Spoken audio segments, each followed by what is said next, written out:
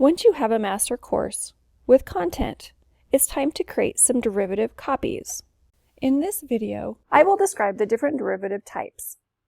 Once you create a derivative course, you no longer have access to any enrollment data that happens to exist in the master. The derivative courses begin as duplicates of the master course.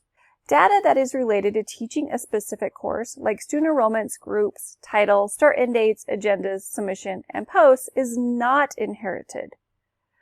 To create a derivative copy, I need to go into the Courses area and click on Create a Course. And because it's not from scratch, I'm going to copy from my domain. If I know the title, for example, I could just type in M, and anything with that M would show up, or I could browse from my browse here. I'm going to choose that Master Science course and click Next. Now you will see two options, a derivative child copy or a static copy. This is a brand new master with no altered changes, so you will not see the sibling option. If I had made changes to this master, I would see the sibling option. I'm going to click Next. And it's not a master anymore. I'm actually going to assign this to a certain teacher. So I might call this Section 1. The external ID might be the ID that matches to a student information system. Here again, I choose range or continuous. The term, so this might be semester 1. A start and end date. I don't have any due dates or visibility or grade release dates yet because I'm creating my first section course. So I'm going to go ahead and click Create. Now I'm going to search for that course, and when I click on it, I can see under here that it's now given me a row for master course. I can see the master course that I'm linked to and the other information. Now I can put enrollments in this course because it is not a master. Let's view what this could look like from a teacher or author perspective. I'm going to go ahead and make changes to Section 1.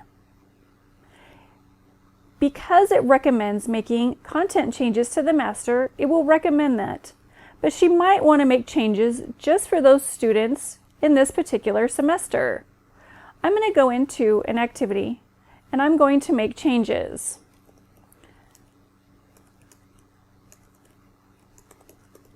This obviously wouldn't be the instructions, but this is for demo purposes. Once I click Save, it's going to break the link to the master.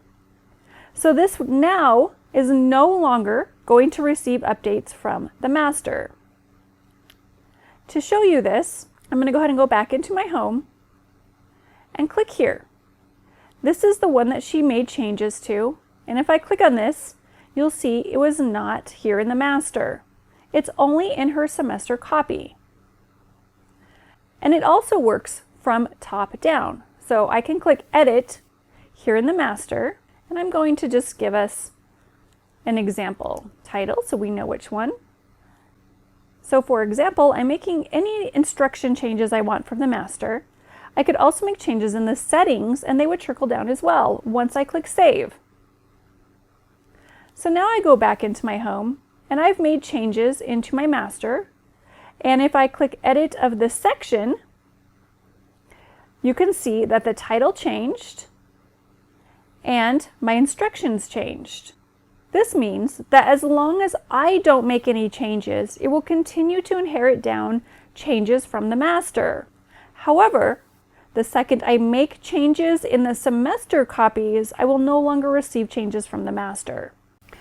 So now you can see we have a master and an altered derivative.